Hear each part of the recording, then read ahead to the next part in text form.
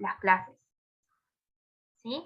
Así que durante estos días voy a estar actualizando con las clases que ya me pasaron respecto a cada una de las temáticas, las voy a ir subiendo en el espacio como le habían pedido. La correspondiente línea de espera ya está. No sé si subí el PPT que usamos, o sea, el Power. Cualquier cosa me avisan y lo subo, ya voy a revisar, creo que no lo subí, no recuerdo.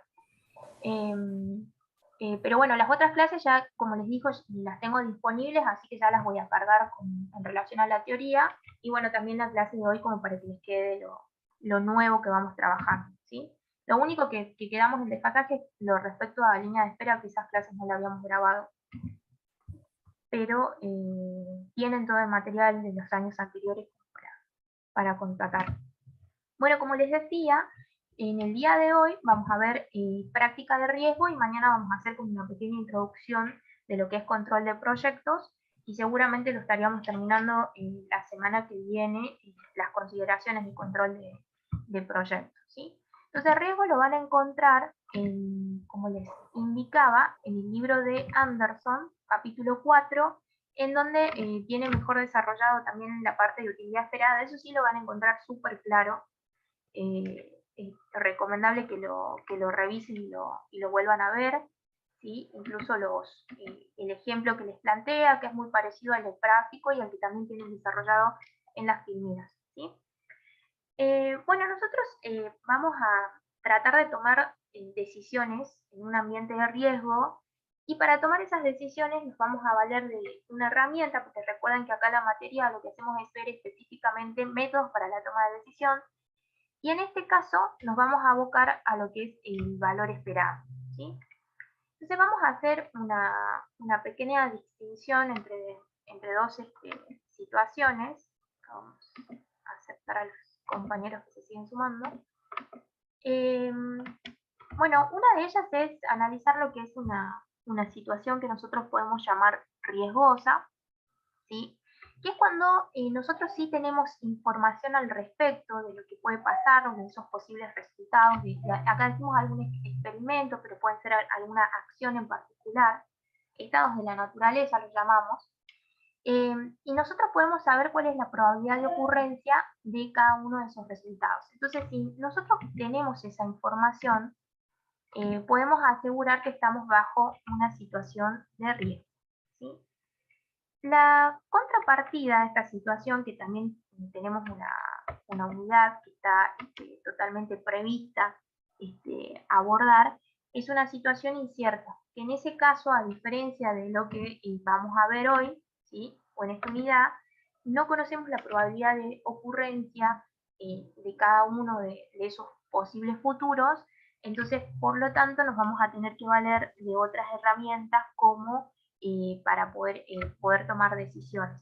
Y de hecho, cuando trabajamos incertidumbre, a diferencia de riesgo que dije que si bien lo vamos a abordar en Excel y con fórmulas y una planilla muy sencilla, para incertidumbre sí vamos a trabajar con un aplicativo que se instala en Excel que nos permite medir un poco en profundidad cada uno de los métodos que vamos a ir trabajando, pero bueno, eso va a ser más adelante, ¿sí? Toda esta primera parte, recuerden que es una situación en donde el ambiente, la información con la que contamos es totalmente conocida, ¿sí? De hecho, vimos programación lineal, línea de espera, ahora estamos en riesgo, vamos a ver control de proyectos. En todos los casos manejamos un acervo de información que nos permite modelar las situaciones y determinar conclusiones o esos informes gerenciales que cuando trabajemos la unidad de incertidumbre vamos a ver que no, ¿sí? ¿Qué es lo que va a importar acá en riesgo? La matriz de pagos, que eso es lo que nosotros tenemos que aprender a modelar o armar, ¿sí? Para poder luego tomar nuestra decisión. Esa matriz de pago es una matriz monetaria, ¿sí? Porque refleja precisamente valores monetarios que pueden ser los beneficios o las ganancias que uno espera en relación a cada una de esas alternativas y esos futuros que están asociados a una determinada probabilidad, ¿sí? O sea que siempre tengo que tener presente que cuando se me presenta una situación de este tipo, lo que yo tengo que armar es esa matriz, ¿sí? Y a partir de ahí, recién, el método para tomar la decisión, ¿sí? Es precisamente el criterio del valor esperado o el criterio de la utilidad esperada. Cuando trabajen con el criterio de la utilidad esperada, ahí ya la matriz con la que nosotros trabajamos es una matriz de utilidad. En realidad lo que está midiendo son las preferencias de los individuos ante el riesgo de afrontar una determinada situación o no. Entonces calculamos la utilidad esperada en ese caso, ¿sí? Mientras que el valor esperado hace alusión a esa matriz de pago que es netamente monetaria, o sea, son valores monetarios lo que estamos observando. Esa sería la diferencia entre uno y otro, ¿sí? Bueno, como les decía, todo lo que respecta a criterio de utilidad esperada, ¿sí? Está muy bien desarrollado en Anderson, y bueno, está la grabación correspondiente al año pasado y las filminas con todo el ejercicio desarrollado, como para que no queden dudas, de última me consultan en el foro. Y bueno, hoy vamos a trabajar con dos ejemplos en particular en relación al criterio del valor esperado.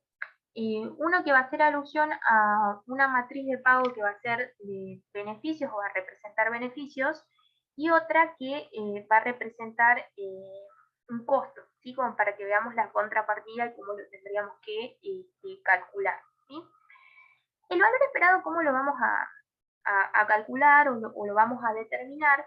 Va a ser en el fondo una suma ponderada de esos pagos que van a estar expresados en esa matriz, ¿sí? Multiplicado por la probabilidad de cada uno de esos estados de la naturaleza, ¿sí?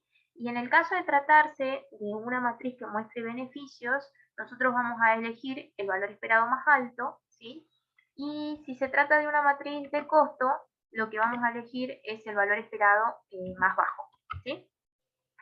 La asignación de las probabilidades, nosotros acá damos todos los datos, pero cuando ustedes trabajen en campo, ¿sí?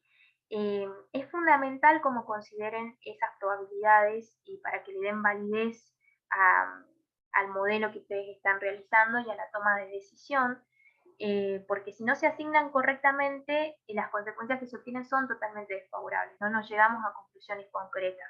Y bueno, y esas probabilidades a veces las sacan de indicadores, de situaciones que uno puede observar, ¿sí? De la propia observación, de ciertos comportamientos recurrentes que uno puede llegar a ver.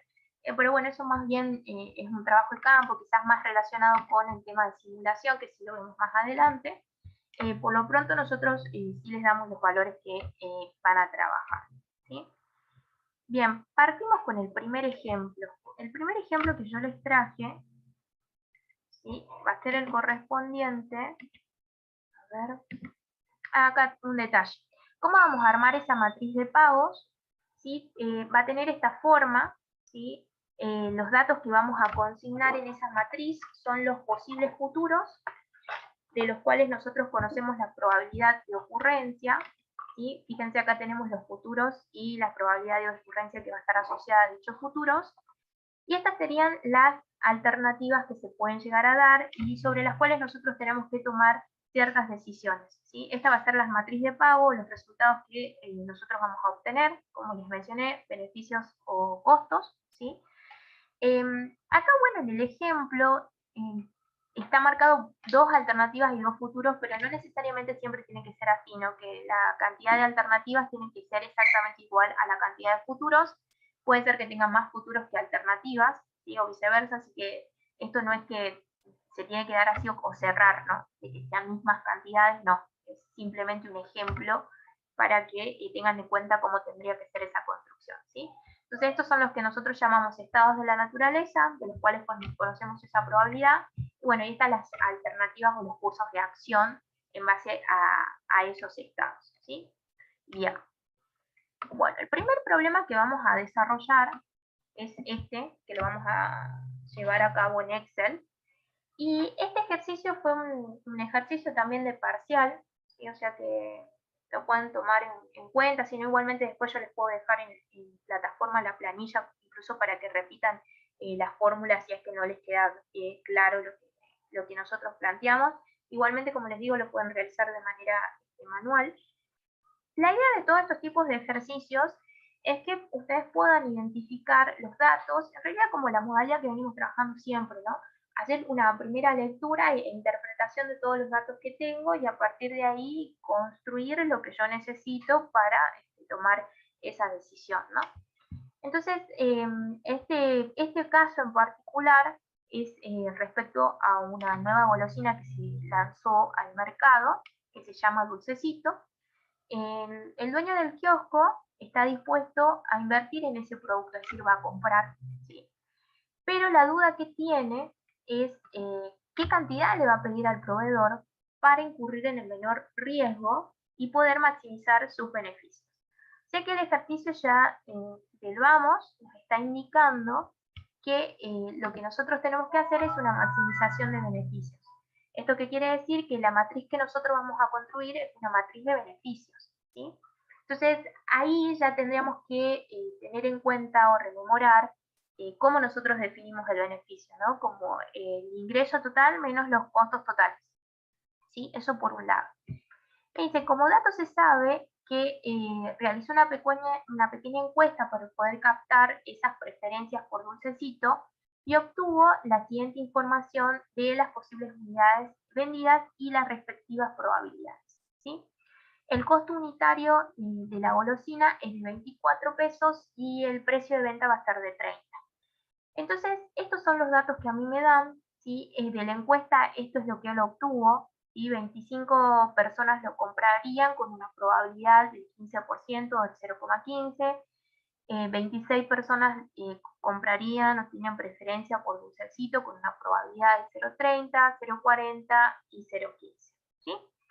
Y los otros datos son el precio, que dijimos 30, y el costo, que es 24. Recuerden que ustedes siempre cuando realicen este estudio, la suma de esas probabilidades, acá era 0,15, ahí volvemos atrás, la suma, si ustedes suman todo, les tiene que dar 1, ¿sí? Al final.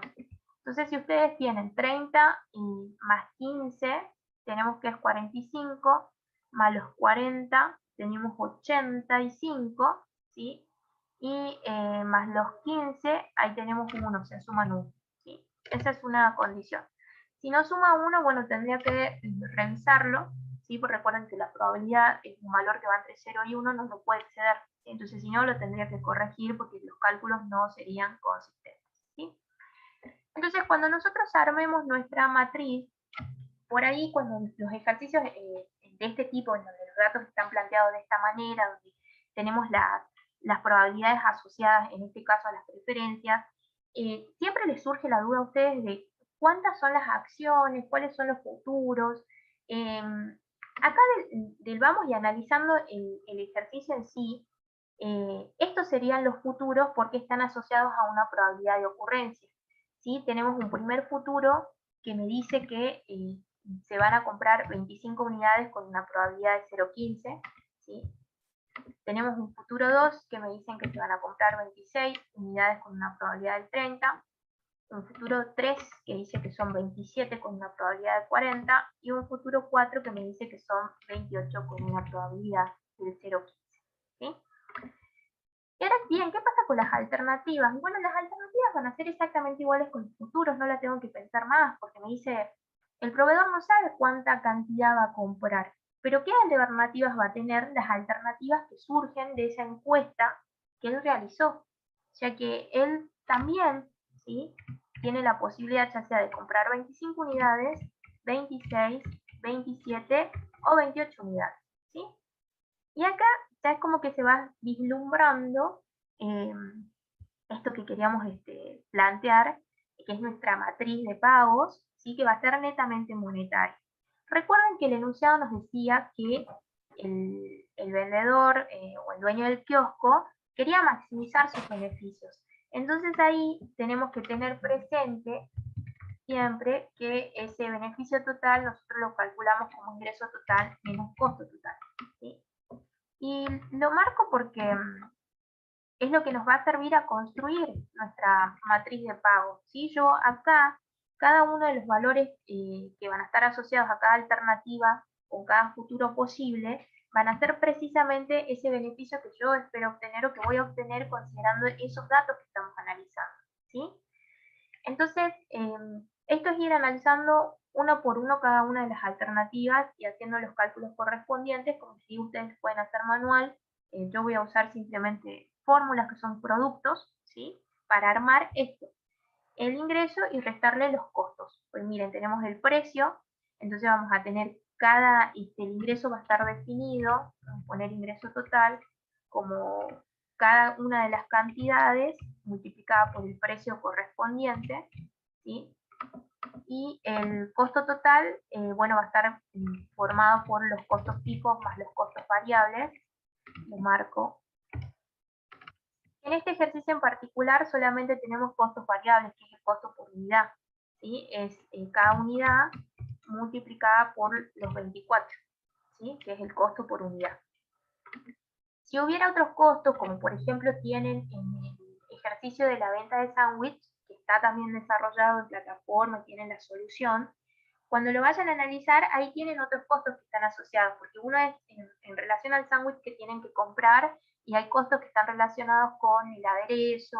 Bueno, es un ejercicio también bastante dinámico que está bueno que lo revean y lo analicen en profundidad, porque también tienen que construir esta matriz, pero bueno, es un poco mirar cuáles son los datos que yo voy a consignar, o sea, qué es lo que estoy midiendo, ¿sí? En el fondo, como les digo, siempre va a ser o el beneficio o un costo que esté asociado, ¿sí? A lo que nosotros queremos hacer. Entonces acá vamos a tener que ir analizando cada alternativa posible, que esto es lo fáctico, lo que yo voy a hacer en realidad, con esos posibles futuros, ¿sí? Entonces, la primera alternativa me dice que nosotros vamos a comprar 25 unidades, ¿sí? Y vamos a vender efectivamente las 25 unidades, ¿sí? Entonces, vamos a poner igual, ese beneficio que es ingreso total menos costo total va a estar dado por las unidades que yo efectivamente compré, en este caso, pero no es ingreso total, va a estar dado por las 25 unidades que son las que yo voy a vender, estas las que están asociadas a mi futuro, ¿sí? Porque si son 25 y el futuro espera que sean 25, quiere decir que yo voy a vender 25 unidades. Por lo tanto, mi ingreso va a ser por 25 unidades. Entonces, multiplico 25 por 30, ¿sí?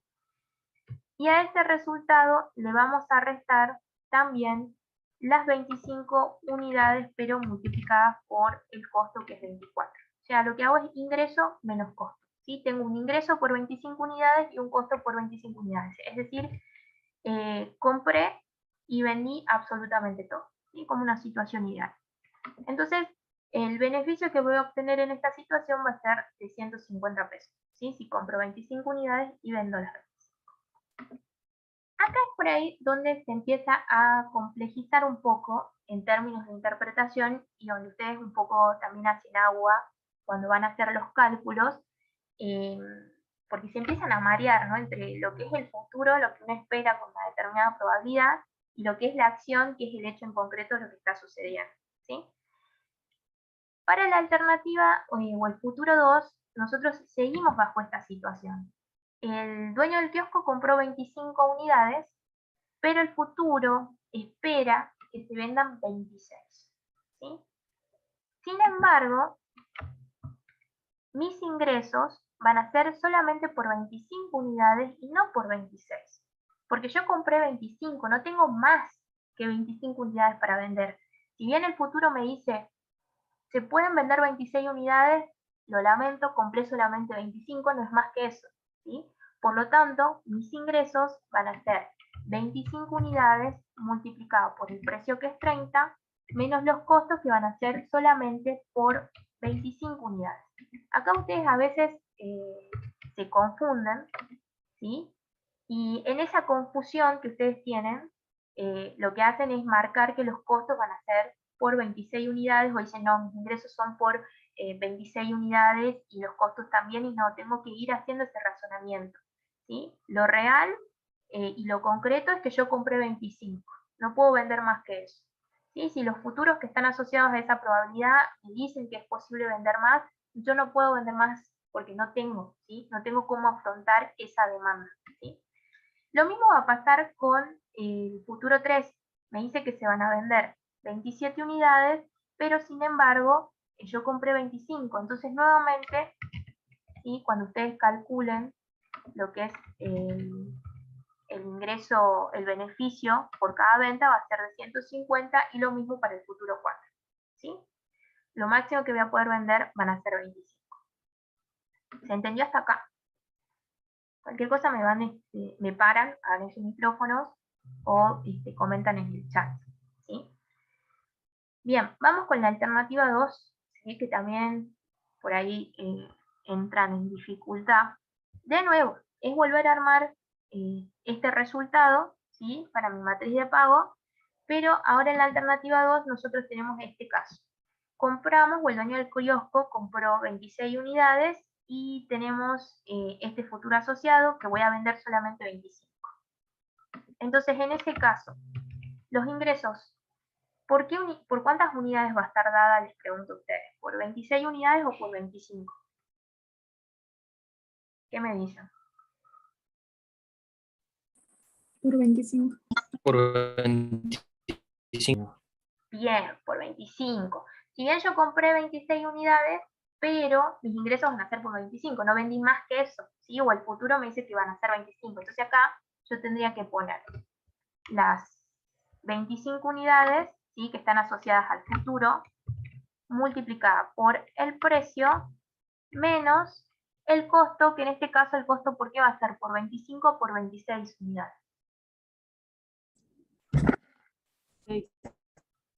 Bien, por 26 unidades, ¿sí? Porque yo las 26 sí las compré. Entonces, eso sí lo tengo que deducir. Se van a hacer las 26 por 24, ¿sí? Y ahí obtuve, van a ser 126 el beneficio que yo voy a obtener, ¿sí? De la misma manera hacemos el razonamiento acá. Compré 26, vendí las 26, entonces mis ingresos van a estar dados por las 26 unidades, ¿sí? Menos el costo, que también va a ser por 26 unidades, ¿sí? Ahí va a ser como la situación ideal. Procedemos con el siguiente.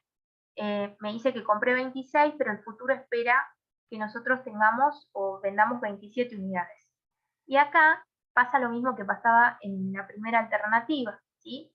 Yo solamente compré 26, no puedo vender más que 26 unidades, entonces mis ingresos van a ser solamente por 26 y los costos también van a ser solamente por 26. Entonces vamos a tener 26 por el precio menos 26 por el costo, ¿sí?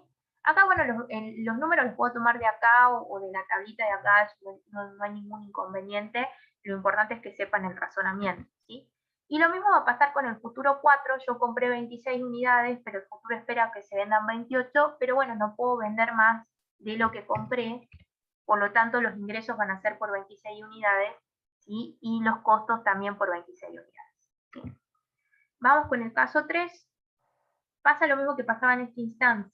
Acá compramos 27, pero solamente se van a vender 25 unidades, ¿sí? Entonces quiere decir que mis ingresos van a estar dados por las 25 unidades multiplicada por el precio menos el costo, que sí van a ser por las 27 unidades, porque esas yo las compré, ¿sí? Y ahí lo obtengo, me queda 102, ¿sí?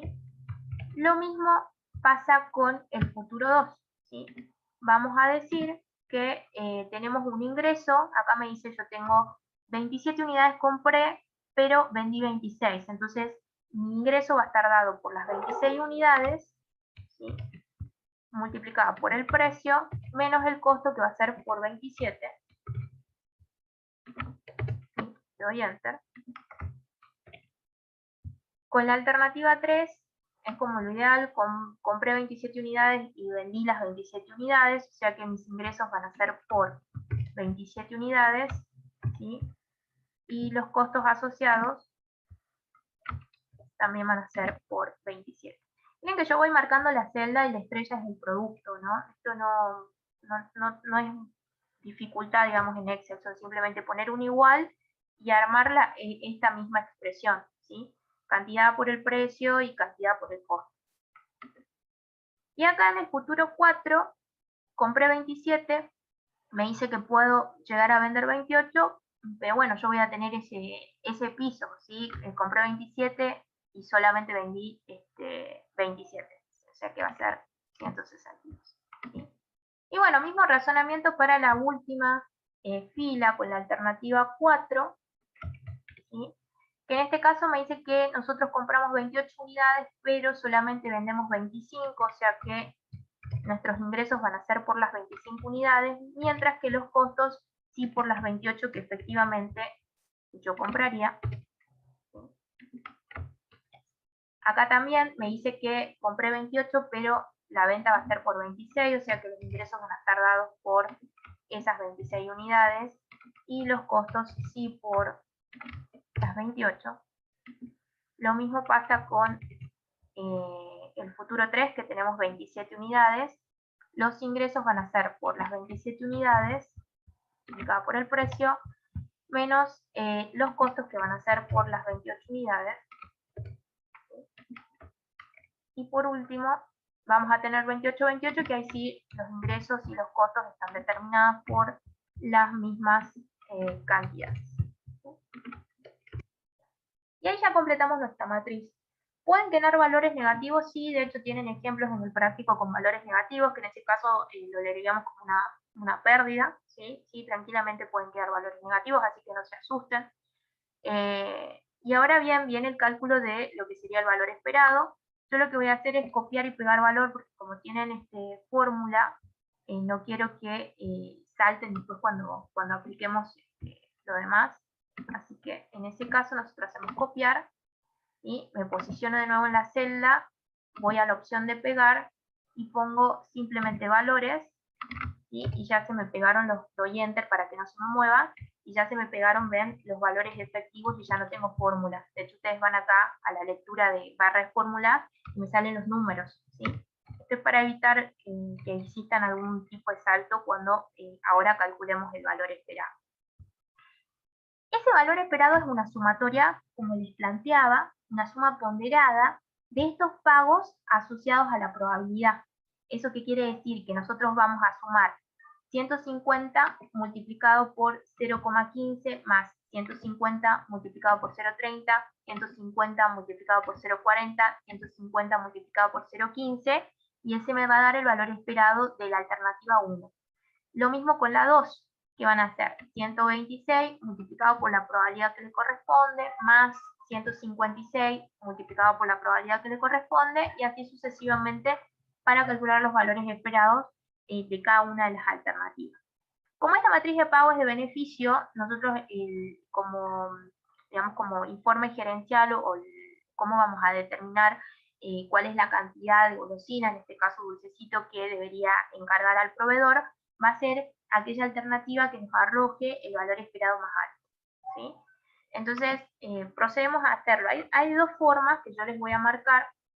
La primera es hacerlo de manera manual, como habíamos planteado acá, y como les fui leyendo, que es una simple sumatoria.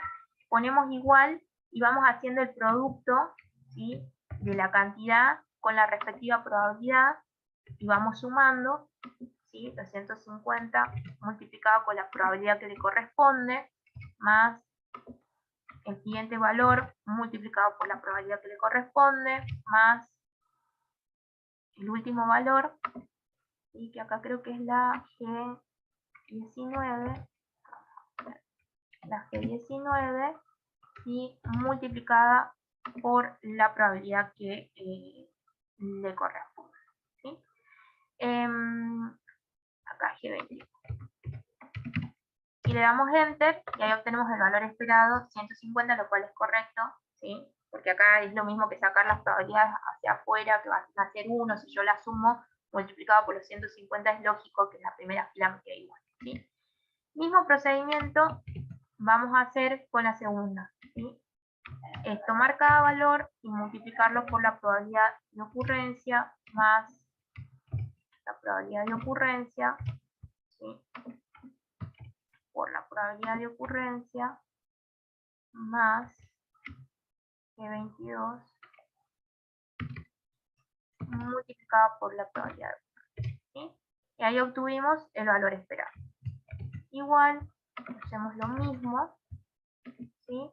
El valor multiplicado por la probabilidad de ocurrencia el valor obtenido multiplicado por la probabilidad de ocurrencia, el valor obtenido multiplicado por la probabilidad de ocurrencia, más, y nos queda el F23 multiplicado por la probabilidad. Y hacemos lo mismo con la última columna, ¿sí? A cada valor lo multiplicamos por la probabilidad que está asociada. ¿Sí? Y acá vamos a tener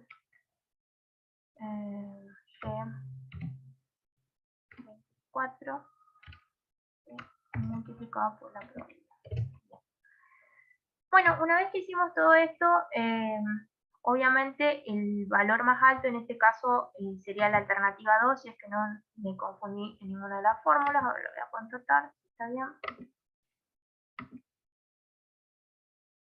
Acá... Ese está mal, profe. Ese está mal, sí. Acá sería G23. Ahí está. Ahí estamos. Y este está bien. Ahí. Bien, esa sería una, ¿sí? Una forma.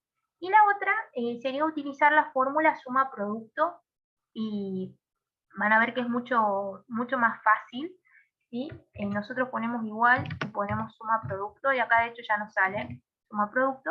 Y bueno, y tenemos que indicar ya sea la fila primero de las probabilidades y según la segunda matriz que indica los siguientes datos que nosotros vamos a multiplicar, ¿sí? O sea, que la primera yo voy a constatar esta fila, que es la que contiene todas las probabilidades, de ahí es punto y coma, y ahí voy a señalar cuál es la fila en la que quiero que aplique esa suma producto, que es la que hicimos al inicio. Para la alternativa 1 va a ser obviamente toda esta fila, ¿sí? De ahí cierro y le doy enter y ven, me dio 150. Es muchísimo más rápido que ir haciéndolo uno por uno, ¿sí? Vuelvo a aplicar para la segunda, pongo suma producto, abro paréntesis, que marcamos la fila de las probabilidades, punto y coma, marcamos la fila sobre la cual queremos que nos calcule, cerramos y le damos enter. Ven que obtenemos el mismo resultado. Bueno, yo acá podríamos fijarla, la fila. Recuerden que para fijarla le poníamos el signo pesos, ¿sí? Para que se mantenga estática. Y después para extenderla, sobre todo cuando tenemos muchos datos, no hace falta tampoco repetirla, porque esta de las probabilidades se mantiene fija, digamos que la que va variando son las filas subsiguientes que nosotros tomamos, ¿sí? Pero si ahí extendemos, ya la copié, ¿sí? Fijándolas a esas filas, o sea, la fila de probabilidad, y ven que obtenemos exactamente el mismo resultado, ¿sí? Entonces ahí ya podemos concluir según el criterio. Tengo que dar la respuesta porque recuerden que eso es lo que también nos interesa, este pequeño informe experiencial que ustedes pueden hacer después de hacer todo este estudio. Entonces la respuesta sería, según el criterio del valor esperado, la cantidad de golosina dulcecito que debería encargar el proveedor serían, en este caso, el valor más alto serían 26 unidades. La vamos a pintar. Y ahí terminaría el ejercicio. Pero sin embargo les cuesta mucho por una cuestión, me parece quizás, de interpretación, de cómo armar la matriz correspondiente, ¿sí? Porque después el aplicar el criterio del valor esperado, como ven, no es complicado, es súper sencillo, pero se hace difícil si nosotros no armamos correctamente esto, la matriz de pago. Recuerden que es una matriz monetaria, en todo momento hablamos de dinero, ya sea beneficios o costos, ¿sí? ¿Alguna duda con este ejercicio en particular? ¿O se entendió? Recuerden que los que tienen en el práctico también lo pueden resolver en Excel para que vayan practicando las fórmulas que vimos, que no son muy complejas, o hacerlo de las dos maneras, como yo siempre les digo, por ahí lo hacen manual y después lo prueban en el aplicativo, ¿sí? ¿Se entendió? Están súper callados hoy. Sí, profe. Sí, profe. Bien, bueno, ahí está, ahí contestó Dalma y contestaron los chicos. Bien.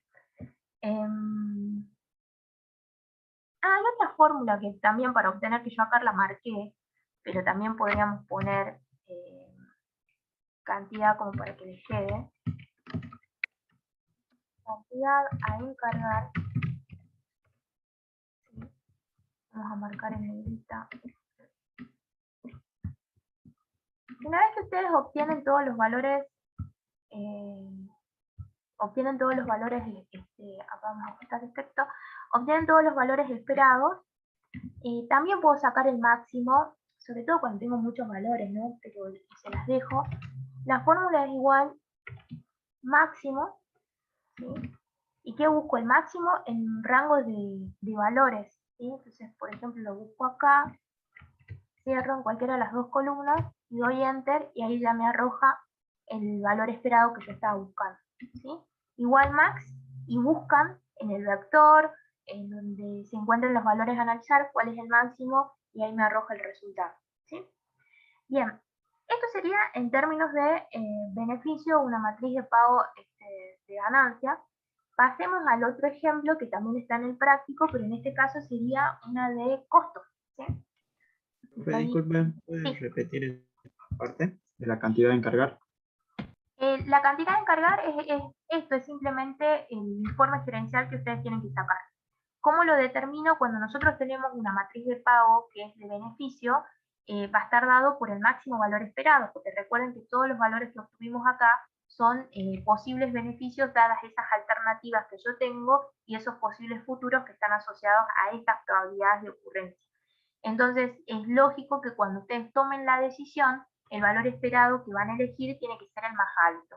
En términos de fórmula, bueno, lo que habíamos utilizado, lo vuelvo a repetir, era el max, acá, que me busque el valor máximo en la columna o en la fila en donde estén todos los datos que yo esté analizando, ¿sí? En este caso, era la correspondiente al valor esperado, cierro, sigo el paréntesis, le doy enter y ahí me arroja ese máximo valor que yo estaba buscando, ¿sí? Ahora, cuando veamos la matriz de costo, ahí muy por el contrario, una matriz de pago que refleje costos, lo que vamos a hacer con el valor esperado es buscar el valor más chico, ¿sí? Que me arroje. Y pues recuerden siempre que estas matrices son matrices que reflejan unidades monetarias, ¿sí? Bueno, vuelvo a la presentación porque ahí teníamos el caso, ¿sí? El problema que vamos a desarrollar es el número 6 y básicamente lo elegí por una cuestión de que a veces se confunden con la nota que está abajo, que es simplemente una nota aclaratoria, de quizás un concepto un poco errado que incluso en la televisión lo transmiten mal, ¿no? Cuando hablamos de diferencias entre porcentajes, muchas veces nosotros lo tomamos como una diferencia en porcentajes totales y en realidad no es correcta esa lectura, pero ya se las voy a explicar con un ejemplo en sí. Y es más que nada para eso la nota aclaratoria, ¿sí? El problema 6 es un problema que quizás resulta complejo porque no es la obviedad de la matriz que nosotros armamos, de decir, bueno, son costos y están dados, o es un beneficio, entonces lo tengo que construir, y decimos ingreso total menos costo total, y bueno, sale. Acá es como quizás un poquito más compleja la lectura y la interpretación de los datos. Este problema está subido en plataforma y está un PDF, pero bueno, lo traje a colación porque me interesa esto de que lo vayamos interpretando juntos, ¿sí? Me dice, la empresa ACME produce lotes de artículo con 0.8%, 1%, 1.2% y 4% de defectos de acuerdo con las siguientes probabilidades, ¿sí? Y tenemos probabilidades que están asociadas a cada uno de esos lotes o artículos que tienen esos defectos, ¿sí? De 0.40, 0.30, 0.25 y 0.05, respectivamente. Asimismo, tenemos tres clientes, el cliente alfa, el cliente beta y el cliente gamma, y ellos firmaron un contrato con nosotros para recibir determinados lotes y ponen, ¿no?, en ese contrato que van a aceptar un máximo de artículos defectuosos, ¿sí? Vemos que alfa acepta un defecto máximo de 0.8%, es decir, que no puede superar ese valor, o sea, como mucho ese. Vemos que beta admite artículos defectuosos hasta 1.2%, Y por último, gamma de 1.4%. ¿Sí? Y acá me dice que ACME, la empresa, va a sufrir una penalización por punto porcentual, dependiendo de cómo sean esos artículos o cuál sea el grado de defecto que tengan esos artículos. ¿Sí? Si son, me dice por un lado que van a ser una penalización de 10.000 por punto porcentual, si ese porcentaje de artículos defectuosos es mayor que el especificado en el contrato. Recuerden que estos de acá son los especificados en el contrato, y a la inversa, ¿sí? Si suministras también lotes de calidad que son muy altos, o sea, están por arriba de las requeridas o las que están marcadas por ese contrato, que tira el límite, me dice que va a tener una penalización de 5.000 puntos por punto porcentual. Me dice que suponemos que los lotes no se inspeccionan antes del empaque, entonces ¿cuál de los 3 clientes debe tener la prioridad más alta para recibir su orden? ¿Sí? Entonces, de acá, de una primera lectura que ustedes hacen, ¿cuáles serían los posibles futuros que ustedes marcarían y las probabilidades asociadas a esos futuros?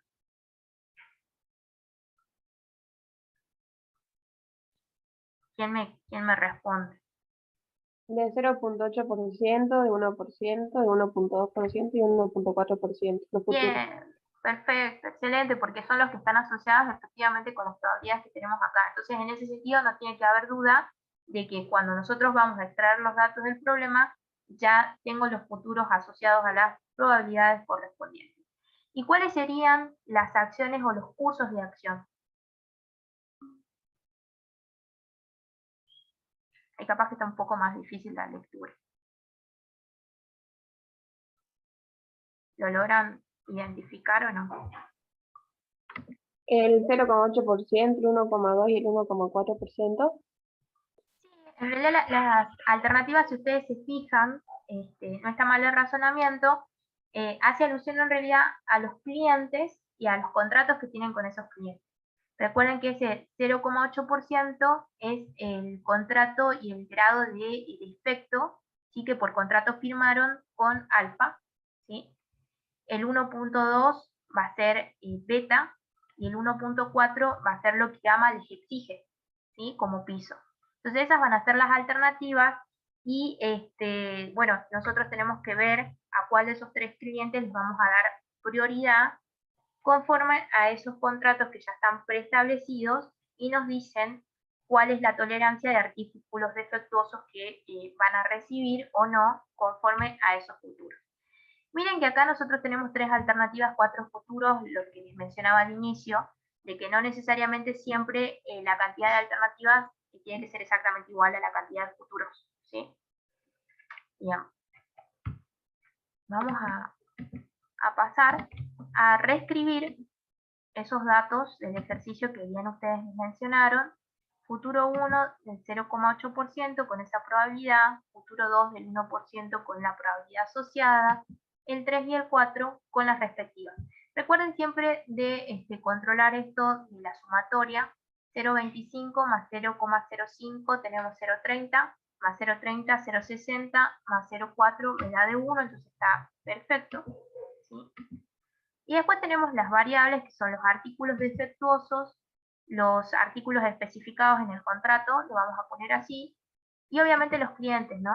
Que van a ser nuestras acciones.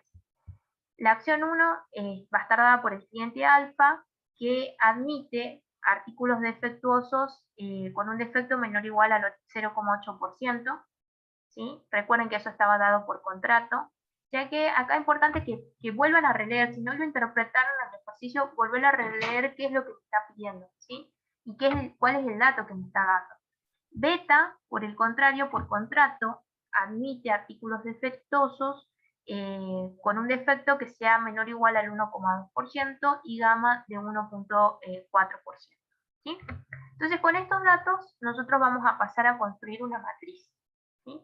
En este caso, la matriz de pago va a ser de costo porque la penalización que reciben, ya sea por tener lotes que estén debajo o por arriba de ese margen de defecto que cada una de las empresas tolera, va a ser un costo, porque me incurren en un pago por penalización, me dice, van a pagar 10.000 si pasa tal cosa, van a pagar 5.000 si pasa otra cosa, ¿sí?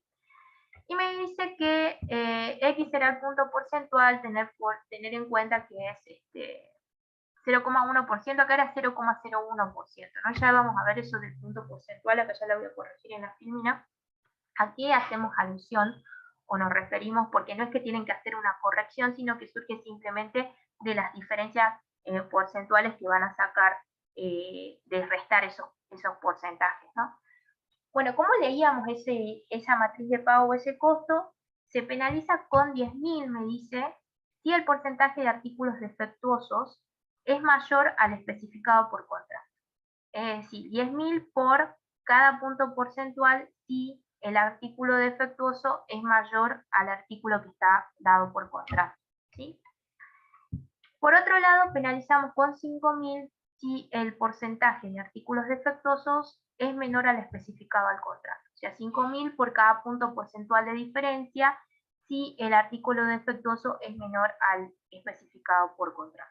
O sea, ya sea que la producción tenga artículos que estén por arriba, o sea, de mejor calidad, una penalización de 5.000 pesos, y de 10.000 en caso de que supere ese límite que estaba dado por contrato, ¿sí? Entonces, como les decía, ahí ya lo interpretamos como un costo para el productor o este proveedor de esos artículos, ¿sí? Entonces, cuando nosotros vamos a armar nuestra matriz, que es la que tenemos acá ya especificada, vemos que están las probabilidades de ocurrencias que van a estar asociadas a cada uno de los futuros que lo hayamos identificado antes, ¿sí? Y acá tenemos las posibles alternativas. Y acá es exactamente lo mismo, es empezar a comparar ese porcentaje de defecto con lo que puede pasar en el futuro, ¿sí? Esto sería lo concreto, es decir, no tolero más que 0,8. Si te pasaste, en relación al futuro tenés la penalización. Y esa es la lectura que vamos haciendo, ¿sí? Entonces, primera alternativa, el primer futuro, vemos que no tenemos penalización, el costo va a ser 0 porque el artículo defectuoso y el futuro me dice que van a ser exactamente iguales. O sea, los artículos defectuosos y los que están por contrato van a ser el mismo porcentaje, 0,8%. ¿Sí? Acá estamos viendo que en el futuro 2 se supera, ¿sí?, lo que está por contrato establecido como defecto. ¿Sí? Acá la tolerancia es de 0,8 y acá fue de un 1%. Lo superamos. Entonces la penalización va a ser de 10.000, ¿sí?, por cada punto porcentual. Futuro 3 pasa lo mismo. Va a ser una penalización de 10.000 porque supero ese piso que me están marcando. Y acá me dice no, es 0,8, pero el futuro me dice no, ustedes la verdad que van a incurrir en un lote con un defecto de 1,2. Lo superé. Entonces mi penalización en ese caso va a ser de 10.000 por cada punto porcentual. Y lo mismo con el futuro 4. ¿Sí? Pasamos a la alternativa 2, beta por contrato, que nos dice que esa tolerancia es de 1,2%. El futuro 1 nos arroja de que el lote por defecto va a ser de 0,8%. Entonces quiere decir que estamos por debajo, ¿sí? Es menor al especificado. Entonces la penalización en ese caso es de 5.000 por cada punto porcentual. Lo mismo pasa con el futuro 2, va a ser de 5.000. Con el futuro 3 no tenemos penalización porque es igual. Y con el futuro 4 excede, ¿sí? Por lo tanto la penalización va a ser de 10.000 por cada punto porcentual. Y lo mismo con gamma, es hacer exactamente la misma interpretación, ¿sí?, de comparar esos porcentuales y bueno, y aplicar la penalización. En este caso, en todos los casos, vemos que es inferior, por lo tanto la penalización va a ser de 5.000 por cada punto porcentual, y en el último, de 0, ¿sí?, porque ahí ya es como que se compensó, ¿sí? Ahora bien, ¿qué es esto del punto porcentual que a veces ustedes quieren corregir con el 0,01%? Y también es como que siempre la misma consulta de cómo lo hago, y ahí hay como un error de interpretación de cómo tomamos ese punto porcentual, y es lo que yo le decía, quizás también los ejemplos que escuchamos en la tele cuando me dicen la tasa de desocupación aumentó en tanto, o hablamos de los precios, o incluso hablamos de tasas de intereses. esos incrementos no tienen que ser leídos como tal, los incrementos totales, sino que hablamos de punto porcentual y ese punto porcentual sobre el valor original es lo que me va a dar la variación total en términos de porcentaje. ¿Qué es lo que quiero decir con esto? ¿Sí? Para poder completar la matriz. Los puntos porcentuales es la medida que nosotros usamos para medir la diferencia entre dos porcentajes. ¿Sí? Así, la diferencia que hay entre un 1% y un 0,8% son de 0,2 puntos porcentuales. ¿Sí? Y eso es lo que yo voy a considerar para multiplicar por cada penalización. Esto no quiere decir que disminuyó en 0,2%, eso está mal. Y es lo que les decía yo con las tasas. Por ejemplo, a veces en la tele se dice, sí, tenemos una tasa de interés en el banco. Es del 10% y en 2 meses aumentó en un 15%. Está mal que ustedes digan el aumento efectivo fue de un 5%, porque en realidad nosotros lo que estamos viendo es 5 puntos porcentuales en realidad la diferencia que se vio. Y la variación real en términos de porcentaje en realidad fue del 50%, porque va a ser 5 dividido entre 10. Eso me da 0,5, ¿sí? Y esa sí es la variación real, ¿sí? Mientras cuando ustedes suman o restan valores porcentuales, es eso, es punto porcentual lo que yo estoy obteniendo, ¿sí? Y es lo que vamos a usar. No es un porcentaje de un aumento o una disminución total o real en el valor, ¿sí? Que eso, como les digo, en la tele siempre nos dicen lo mismo. La tasa del 10, del 15, aumentó en un 5%. Y no, en 5 puntos porcentuales, que no es lo mismo, ¿sí? Entonces, cuando ustedes vayan a armar la matriz, no tienen que hacer ninguna conversión. Es por eso que, a ver, yo voy a salir de acá. Acá la pequeña aclaración, 1 sobre 100 es 0,01 punto porcentual. Y el punto básico va a ser 1, porque es el 0,01%, ¿sí? Que es lo que en realidad estaría expresando acá. Pero a tener en cuenta, no es que yo tengo que hacer ahí una conversión o hago la diferencia entre los porcentuales de efecto que me permite por contrato y los que efectivamente salen por el lote. No, tengan en cuenta que es la diferencia y ese va a ser el punto porcentual que yo voy a tener que tomar para aplicar la penalización correspondiente, ¿sí? Entonces volvemos a la filmina, hacemos en grande, ¿sí? Entonces ya la teníamos construida, lo único que nos faltaba era sustituir en cada una de las X por esa diferencia y esos puntos porcentuales que íbamos obteniendo en la medida en que vamos comparando, ¿sí? Entonces, por ejemplo, para la alternativa 1, ¿sí? El futuro que nosotros tenemos es de un 1%, pero la tolerancia es de 0,8%. Entonces quiere decir que la diferencia porcentual que se va a dar acá es de un 0,2%, ¿sí? Es decir que nosotros hemos hecho una producción que estuvo por arriba, ¿sí? Lo mismo va a pasar cuando hagan acá la comparativa del futuro 3, tenemos de 1,2 y 0,8, ¿sí? Acá va a ser de 0,4, ¿sí? Y acá cuando comparemos de 0,6, ¿sí? Y lo mismo con las otras alternativas, después es simplemente hacer el cálculo y tomar el valor esperado.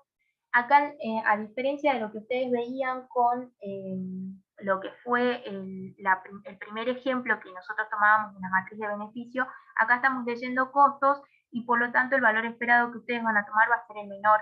Y así que en este caso nos quedaríamos con la alternativa 2, que es priorizar a beta para ese envío, ¿sí? No sé si tienen alguna duda al respecto. Como verán, es básicamente, todo siempre gira a los datos que ustedes puedan llegar a obtener, ¿sí? Y a cómo construir esa información o trasladarla, ¿sí? a la matriz. Y bueno, y después todo es mecánico, como les explicaba, el valor esperado es ese producto ponderado, no tendrían que tener mayores complicaciones, la dificultad se presenta en el armado de esta matriz y cómo identificar o interpretar los datos que van obteniendo. Tienen dos opciones para hacerlo, como les dije, de manera manual o por Excel. Recuerden que en plataforma Moodle también cuentan con el resto de los ejercicios y los videos de años anteriores donde resolvemos otros problemas que están especificados en el práctico. Les vuelvo a recordar capítulo 4 de Anderson para que lo vean. Y bueno, los escucho. No sé si les quedó claro. Sí, ahí pasamos la filmina de los datos. Esta clase se va a subir en plataforma, sí, y tengo que subir, si no es que estuvieron presentes al inicio, las clases correspondientes a la teoría, que ya me las pasaron los chicos de informática, así que la vamos a subir durante la semana como para que ya vayan viendo. No les estaba compartiendo, no les compartí pantalla. Me habían pedido la filmina de datos, ahí se las comparto.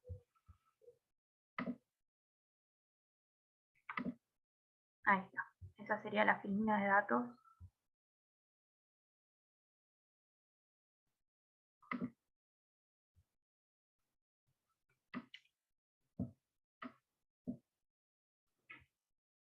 Claro, se elige el menor valor de todos los que obtuvimos, ¿sí? Si nosotros pasamos acá, ¿sí? Yo tengo 1900, 1200 y 2050, entonces elegiría el 1200, que es el menor valor. Pues recuerden que al ser sumas ponderadas, ¿sí? En definitiva seguimos trabajando con el tema de costos o beneficios, así que son valores monetarios siempre. Recuerden que son matrices que representan pagos, ya sean costos o beneficios, y son monetarios.